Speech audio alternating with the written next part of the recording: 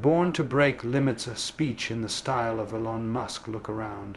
Everything you see, every building, every machine, every screen, every light, was once an idea in someone's mind. Every boundary that exists in your life, in your work, in your thinking, is just that, something that exists. And what exists can be changed. We are not here to accept limitations. We are here to question them, to challenge them, to obliterate them. That's what progress is. It's not waiting for permission. It's not accepting the phrase, "that's impossible." It's refusing to accept the world as it is and insisting on building the world as it could be. People will tell you to be realistic. They'll say, slow down, be patient, follow the system. But the system wasn't designed for transformation. It was designed for control, for safety, for repetition. The people who change the world don't follow the system. They hack it, they bend it, they break it when they have to. You weren't born to repeat history. You were born to write it. You were born to look at what's never been done and say, why not? You were born to see barriers and break them, not gently, not politely. Break them with velocity, with obsession. With precision, with fire in your brain and steel in your spine. Think about the limits we once believed in. We thought we'd never fly. Then someone built a machine. We thought the moon was untouchable. Then someone calculated the trajectory. We thought computers couldn't think. Then someone wrote the code. The only reason those limits were broken is because someone refused to believe in them. If you want to do something extraordinary, you have to be unreasonable. Rationality keeps you in the boundaries of what's been done. Vision pulls you beyond it. Rational people tweak. Visionaries leap. They build rockets when everyone else is building staircases. Don't aim to be accepted. Aim to be accurate. Aim to be right, not popular. Because if you're always being understood, you're probably not doing anything that matters. Big ideas look like madness, right up until they become reality. Breaking limits isn't comfortable. It means failure, ridicule, isolation. It means taking punches from every direction, from the market, from the media, from your own mind. But if you aren't willing to be misunderstood, you aren't ready to innovate. If you aren't willing to lose, you don't deserve to win. You don't break limits by asking for instruction manuals. You build while others talk. You try while others hesitate. You launch while others calculate risk. You learn more in one failure than 1,000 committee meetings. Don't wait for the timing to be perfect. There is no perfect time. There's only now. The future will belong to those who create it, not those who wait for it. Every generation has a choice, repeat or reinvent. If you're hearing this, you've got the chance to be the one who reinvents. You've got the code in you, the ability to reprogram reality. It's not about confidence, it's about compulsion. You can't not build, you can't not push, you can't not try to touch the stars, that feeling you have, that tension inside your gut when something doesn't make sense, when something should work better, when something should exist. That's the signal. Follow it. That's not discomfort, that's direction.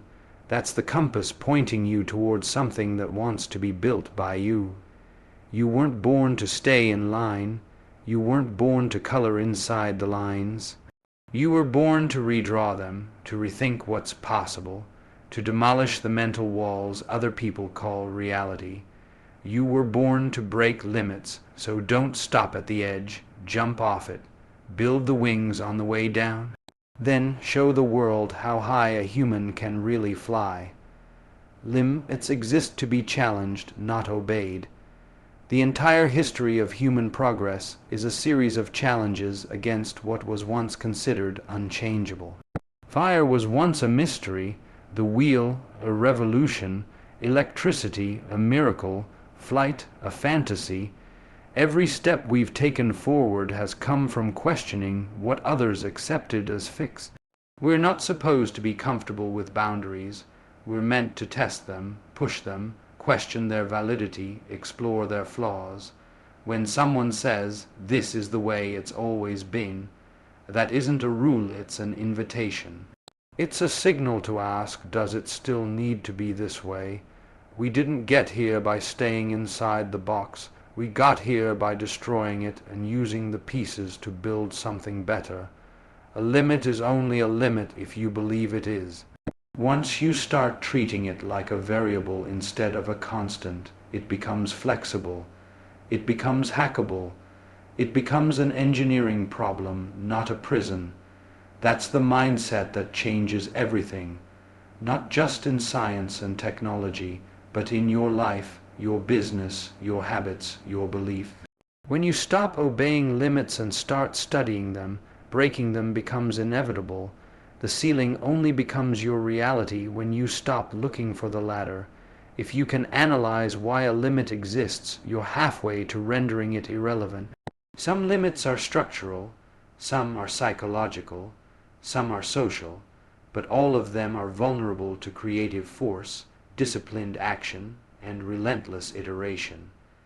Most people back away when they hit resistance.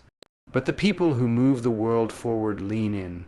They poke at the wall, they find the cracks, and eventually they blow it wide open. Rules, norms, traditions, they all come dressed as limits, and many of them were invented for another time, another context, another problem. But we inherit them like sacred truths, and we rarely stop to ask if they still serve a purpose. The person who questions a limit is already thinking differently. That thought alone starts to generate leverage. It reframes the challenge. Instead of adapting to the limit, you start adapting the limit to you. Instead of conforming, you start creating. That shift is seismic. It's the difference between surviving and leading. It's the difference between inertia and innovation. Limits are often self-imposed. We internalize them because someone else once failed, because someone else once told us no, because we saw a wall and assumed it was solid. But when you dig, you often find it's paper. What's stopping you might not be real. It might be outdated assumptions, misplaced fear, or habits that have gone unquestioned for too long. Every time someone breaks a limit, they prove that it wasn't permanent. And the minute that happens, the limit loses power over everyone else. That's why limit breakers change more than outcomes. They change minds. They alter the trajectory of thinking. They expand the realm of the possible for everyone.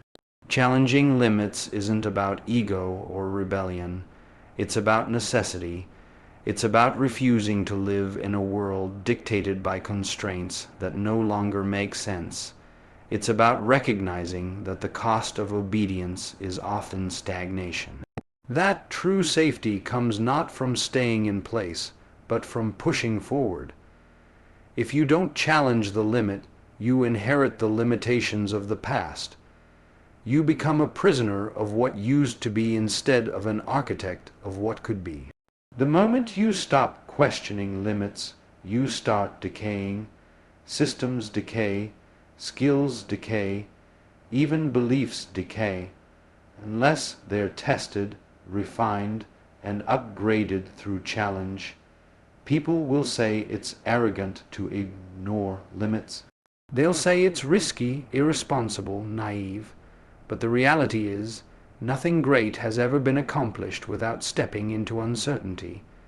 The rocket doesn't launch without risk. The startup doesn't disrupt without friction. The invention doesn't happen without repeated failure. If you want a guarantee, stay within the limits. If you want progress, step beyond them. It's not reckless to believe you can do more. It's reckless to ignore the potential you were given. The boundaries you inherited were built by people no smarter than you. People with less data, less technology, less time.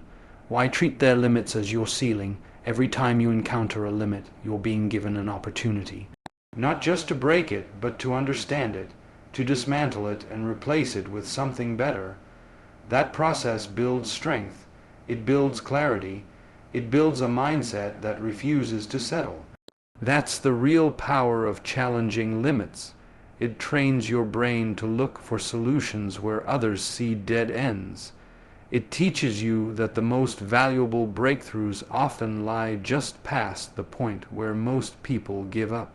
The frontier is never found in comfort.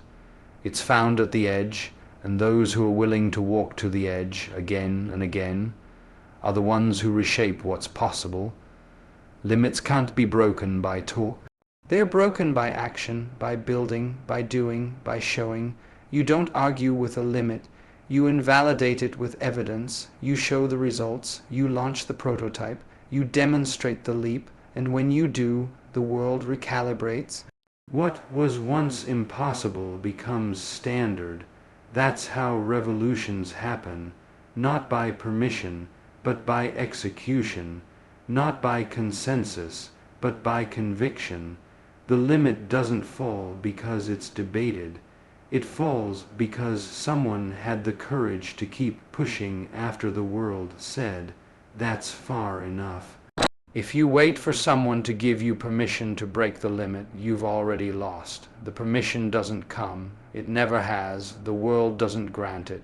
The system doesn't reward it. You grant it to yourself. You decide that the constraint isn't valid, and you act accordingly. You fail, you learn, you push, you repeat, and eventually you're standing where no one else could see a path. That's how the world changes. Not by following directions, but by rewriting them. The greatest breakthroughs didn't come from those who obeyed the manual. They came from the ones who threw it out and built something entirely new. Challenging limits isn't a one-time act. It's a lifestyle, a mindset, a muscle that gets stronger the more you use it. And once you break one limit, you start to see how many others are waiting to be challenged. It becomes addictive, not in a reckless way, but in a focused, driven, purpose-built way. You start to realize that every ceiling is just a floor waiting to be upgraded, that every rule can be rewritten, that every impossible is just a temporary placeholder for someone bold enough to question it. You become a different kind of thinker, a different kind of leader, a different kind of force, because once you've broken through enough walls, you stop seeing them as walls at all. You start seeing them as invitations, as puzzles, as opportunities to create something better, faster, smarter, stronger. Something that others will look at and say, "How did they do that?" And not realizing the answer is simple: you didn't obey the limit. You challenged it. Visionaries act while others wait. The world is filled with people who talk, who plan, who analyze, who schedule, who predict, who meet, who postpone, and who hesitate. The difference between someone who moves the world forward and someone who watches it happen is action. Not just any action, calculated, urgent, imperfect action taken despite fear, despite uncertainty, despite judgment. Visionaries see something that doesn't exist yet, and they don't wait for the stars to align, or for the perfect timing, or for validation from the crowd. They build while others wait for permission. They start before they're ready. They take the risk, absorb the blow, learn from the fire, and keep going because waiting means decay and action means momentum. Momentum is where transformation begins. Ideas are worthless without execution. Everyone has ideas. Billions of people wake up with good intentions, big dreams, and unrealized plans. But the few who stand out, the few who actually alter the fabric of industries, of culture, of future timelines, are the ones who step into the arena and start building, while everyone else is still talking about how hard the arena looks. They are not necessarily the smartest, the most funded, or the most experienced. They are simply the ones who move. When the opportunity appears, they don't send it to a committee. They capture it, they test it, and they iterate until it becomes real. Waiting feels safe, but it's deceptive. Waiting is the slow erosion of time, energy, and vision. While you wait, the world keeps moving. While you wait, someone else acts. And once they act, they're 10 steps ahead before you've even laced your shoes. Visionaries understand that the timing will never be perfect. The conditions will never be ideal. There will always be noise, always be resistance, always be uncertainty. If you're waiting for clarity, you'll be waiting forever. If you're waiting for certainty, you'll be watching from the sidelines while someone else redefines the rules. Clarity comes from engagement. Certainty is the reward of action. You build confidence by doing. You refine vision by launching. You discover direction by getting your hands in the dirt, not by standing on the edge trying to predict the weather. Visionaries are not reckless. They are courageous. They understand the cost of hesitation. They understand the urgency of now. Most people want assurance before they leap. They want to know the plan will work before they take the first step. But the truth is, no breakthrough has ever come from knowing everything in advance. The biggest leaps are made with partial information and total conviction. Visionaries don't fake certainty. They embrace the chaos and move through it. They use action to generate clarity. They understand that the act of building reshapes the terrain, that the world responds differently to a person in motion than to someone frozen in doubt. The map changes when you move.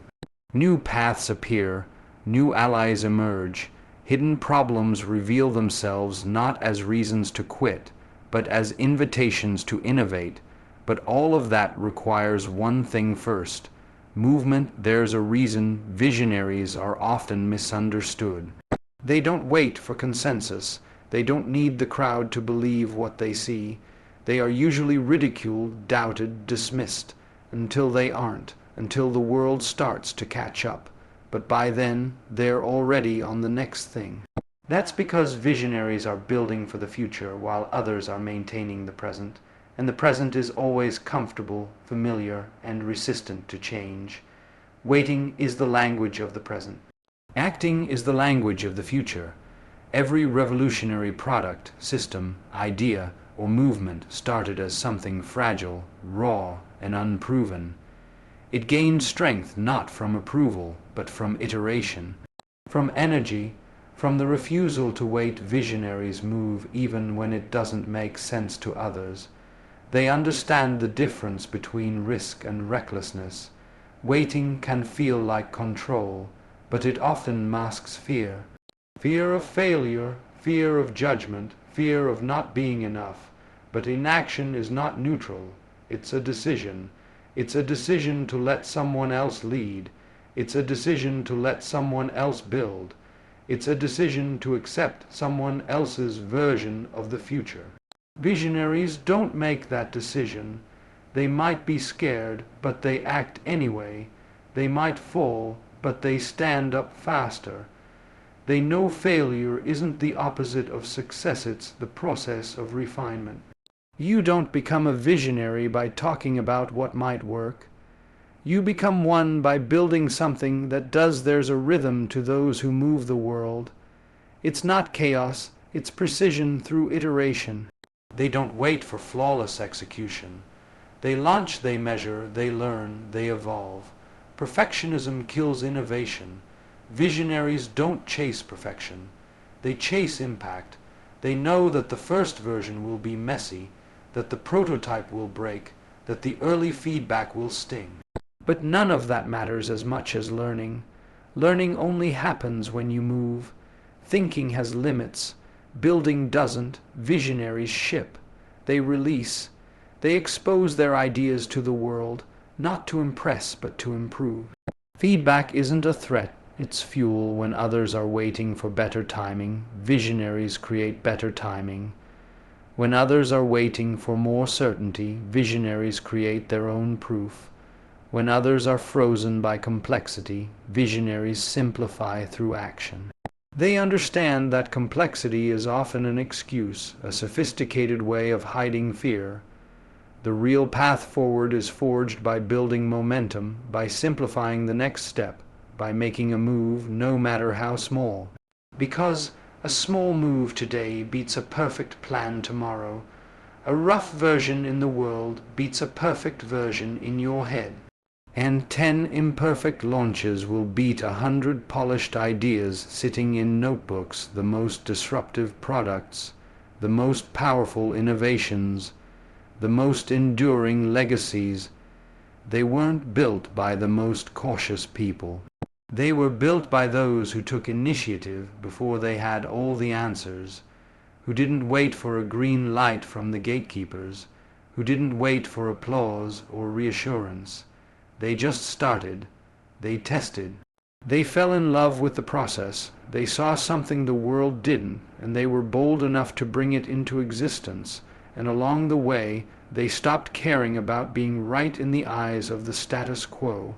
Because they weren't building for the status quo. They were building for what comes next. Being a visionary isn't about titles or fame. It's not about being loud. It's about seeing things others don't and doing things others won't. It's about action, not delayed, not delegated, not deferred. It's about the courage to move forward with incomplete data, trusting that your motion will bring the picture into focus. The world doesn't reward the thinker who hesitates. It rewards the doer who builds, and the truth is, most people aren't held back by a lack of ideas. They're held back by a lack of motion. The ones who make the difference are the ones who understand that progress is not a theory. It's a practice, repeated relentlessly, even when no one's watching. Especially then, that's where vision is forged. That's where the future is built. Discomfort is the compass toward innovation. It's the signal that something is stretching, evolving, shifting. When you feel uncomfortable, it's not a sign to stop, it's a sign to look deeper. Most people try to avoid discomfort because it threatens routine, because it disturbs the illusion of control, because it demands a level of honesty that comfort never does. But those who create real change, those who build what's never been built, those who shatter the ceiling and push into new territory, they don't run from discomfort, they study it. They move toward it. They ask what it's trying to teach. Innovation doesn't grow in environments of certainty and safety. It grows in tension, in friction, in the fire of questions that don't have easy answers. The edge of discomfort is the birthplace of all new ideas worth pursuing. When everything feels smooth, you're probably repeating. You're executing, yes, but you're not necessarily evolving. Discomfort arrives the moment you attempt to go somewhere you haven't gone before. It shows up when you're attempting to solve a problem that doesn't have a manual. It whispers when you're standing on the verge of a decision that could change your trajectory. It gets louder when you're doing the work that forces you to examine your assumptions, challenge your identity, and risk your ego. The mistake is thinking that discomfort is an enemy. In reality, it's a mirror. It reflects what you haven't mastered yet. It shows you where the potential is, where the resistance lies, where the next level begins. And, in that sense, discomfort is the most accurate internal GPS you have. Innovation is uncomfortable by nature because it demands you do something that hasn't been done before, or at least not in the way you're attempting. It doesn't wait for you to feel ready. It interrupts, it disrupts. It refuses to let you sleep comfortably inside the old way of thinking. It asks for energy you didn't think you had, for risk you didn't want to take, for experiments that might not work. It's the space between what is and what could be. That space is unstable. That space is uneasy. But that space is where the magic lives. If you avoid it, you stay in maintenance mode. If you step into it, you earn the right to call yourself a creator. The people who innovate don't have a higher threshold for comfort. They've simply built a better relationship with discomfort. They don't treat it as something to escape, but as something to engage. They know that discomfort is data, it's feedback, it's the body and mind alerting you to growth in progress. Discomfort during creation is different from danger.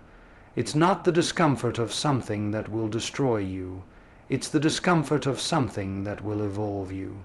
And that distinction is crucial. If you avoid all discomfort, you also avoid all growth. You avoid breakthroughs, you avoid learning curves, you avoid the emotional weight of meaningful work, and eventually you fall behind because the world doesn't wait for comfort. It keeps spinning, adapting, upgrading. Innovation is the price of relevance, and discomfort is the tax you pay to innovate inside. Every discomfort is a question. Am I willing to go further than I've gone before? Am I willing to risk failure in pursuit of something better? Am I willing to confront the gap between my vision and my ability? Am I willing to look foolish to get it wrong? To look around and realize I'm alone in believing in this idea? These are not easy questions. That's why most people stop at the first sign of discomfort. But that's also why most people don't innovate. They optimize, they replicate, they improve the margins but never touch the core. Real innovation doesn't improve, it transforms. It doesn't polish the old, it builds the new.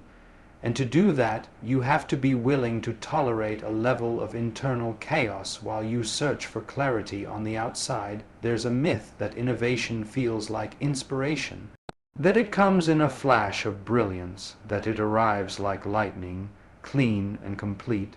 But real innovation is messy. It's uncomfortable because it resists simplicity in the early stages. It asks you to hold multiple conflicting ideas at once. It forces you to act while you're still uncertain.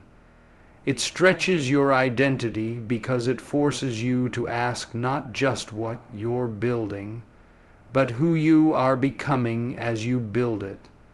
That discomfort is not a flaw in the system. It is the system. It's the way you know you're onto something worth chasing. If it were easy, it would already be done.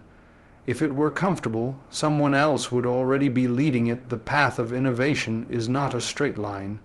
It's a series of uncomfortable decisions. Each one forces you to choose between safety and progress, between your current capability and your future potential, between your comfort zone and your calling. Discomfort is the barrier to entry for anyone who wants to change something real. And it's universal.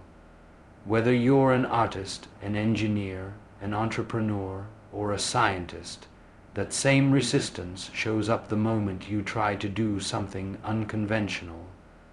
The difference is how you respond to it. Do you back away, or do you lean in? Do you shut down, or do you ask better questions? Do you view discomfort as a threat, or as a sign that you're exactly where you're supposed to be? When people say, "I feel uncomfortable," what they often mean is, "I feel like I'm about to learn something new." That's not a weakness, that's the beginning of mastery. Every skill starts with awkwardness. Every invention begins with uncertainty. Every revolution is born in the tension between the old world and the new one trying to break through. And that tension is uncomfortable, but you can either numb it, avoid it, dismiss it, or you can use it, channel it, let it sharpen you. Let it become the spark that pushes you to dig deeper, build better, move faster. The presence of discomfort means you're stretching the limits of what you thought was possible. Even the greatest minds in history had to confront this feeling, the moment before the first prototype is tested.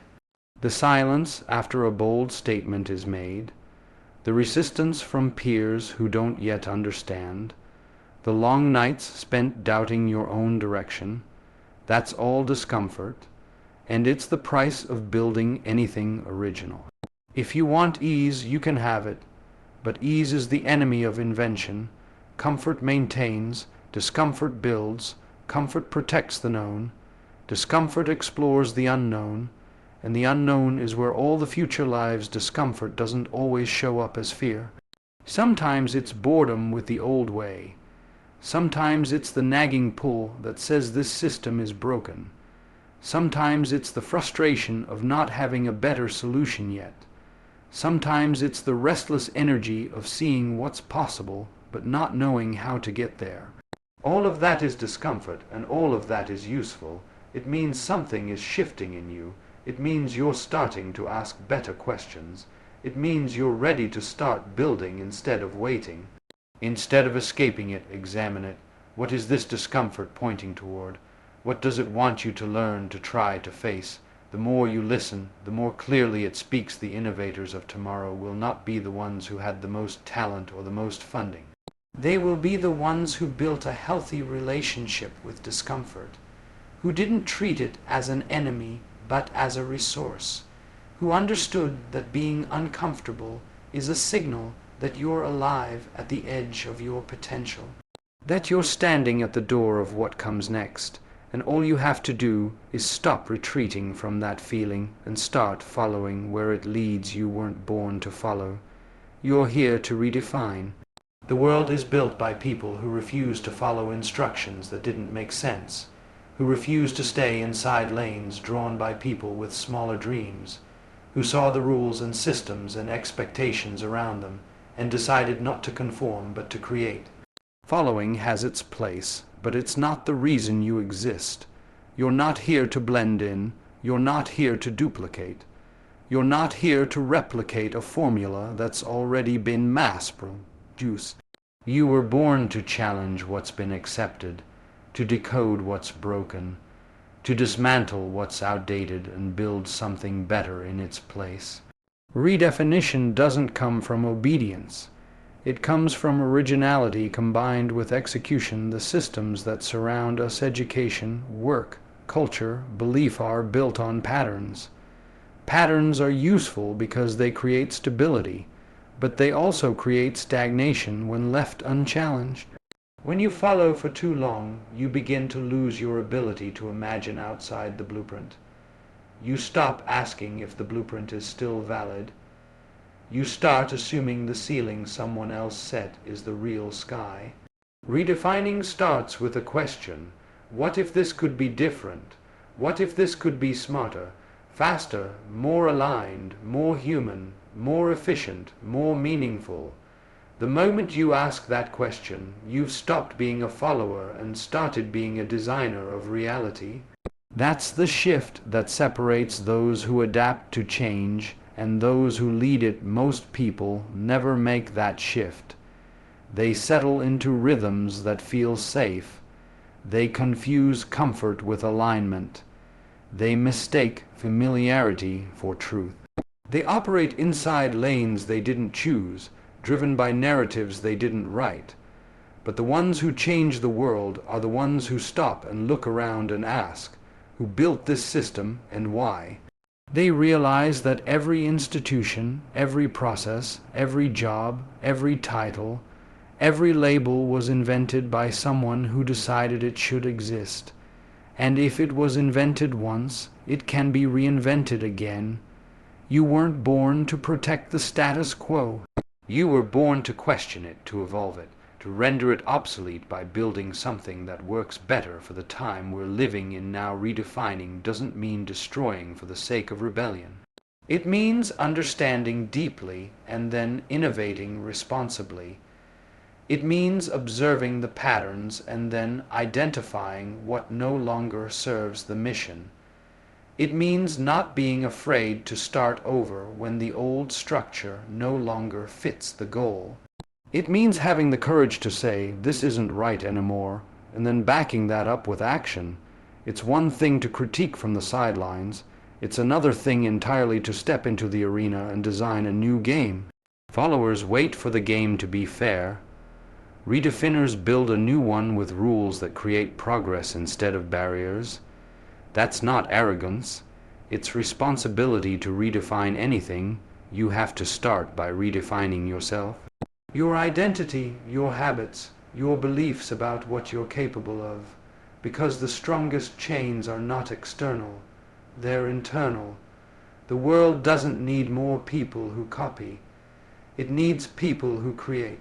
And that creation begins with vision, vision that isn't borrowed, vision that isn't derivative, vision that burns from within, not because you were told what to want, but because you discovered what matters through clarity, pain, discipline, experimentation, and relentless self-inquiry. Following is easy because it gives you a map. Redefining is hard because you have to draw the map yourself while walking into terrain you've never seen before. But that's also what makes it worth it. You weren't born to echo. You were born to make sound. You weren't born to replicate the same outcomes over and over. You were born to disrupt, to awaken, to lead. Leadership doesn't require a position. It requires a point of view, and a willingness to act on that point of view. Redefining isn't about being louder. It's about being clearer, about understanding what you stand for, and then standing for it with such precision that it forces others to stop and rethink what they assumed was permanent. Every time you step into your own lane, you give others permission to do the same. Every time you challenge a tired idea, you create space for a better one. Every time you refuse to shrink into the mold, you expand the definition of what's possible for everyone around you. Following may keep you safe, but redefining is what keeps you alive. Not just breathing, but truly alive. With fire, with purpose, with movement, when you're redefining, you're not waiting for the future. You're building it with your own hands. You're not hoping for change. You're engineering it with code, with design, with leadership, with your voice, your craft, your persistence. You don't need applause to keep going because your fuel isn't validation. It's vision. You know what's possible because you've seen it in your head. You know what's wrong because you've felt it in your gut. You know what's worth building because your heart doesn't let you sleep at night until you make it real. Redefining demands sacrifice. It asks for your time, your energy, your comfort, your pride. It means walking alone for a while. It means being misunderstood. It means failing publicly. It means being underestimated by people who don't see what you see. But it also means building something that lasts, something that isn't just relevant, but revolutionary. Something that isn't just profitable, but transformational. That's what makes the path hard, but it's also what makes the destination meaningful. You don't remember the people who followed. You remember the people who dared to reimagine what was possible, and then took the beating required to bring it to life. You were never meant to be a copy of the generation before you. You were never meant to accept the boundaries they accepted. You were never meant to blend into systems that don't reflect who you are or what you believe. You were meant to challenge, to improve, to construct. You were meant to bring something into the world that didn't exist before you touched it. That might be a product. That might be a business. That might be a culture. That might be a way of thinking that cracks open a whole new paradigm. But whatever it is, it starts with the decision to stop following and start building from first principles instead of inherited beliefs. Redefining is uncomfortable, not because it's wrong, but because it's unfamiliar. Familiarity feels like truth, but it's not. Familiarity is just repetition, and repetition can trap you in patterns that feel safe but cost you your creativity. When you redefine, you interrupt the pattern. You pause the loop. You stop living on autopilot and start driving. That switch is terrifying for people who have spent their lives following directions. But once you flip it, once you take that wheel, there's no going back. You can't unknow what you know. You can't unsee the cracks in the system. You can't unfeel the fire to create something better you weren't born to follow. And every time you try to, something inside you knows it. You feel the friction, the tension, the dissonance. That's not failure, that's feedback. That's the system trying to tell you that your path was never meant to be a replica. It was meant to be a revolution. You may walk the same roads as others, but the way you see them, the way you move through them, the way you transform them, that's what makes you different. That's what makes you essential. The world doesn't need another follower. It needs someone willing to look the system in the eye and say this isn't enough, and then do something about it without waiting for approval, without asking for a guidebook, without diluting the vision to make it easier for others to understand. That's not arrogance, that's leadership, that's responsibility. That's what redefining looks like when you stop following and start creating from the core of who you are.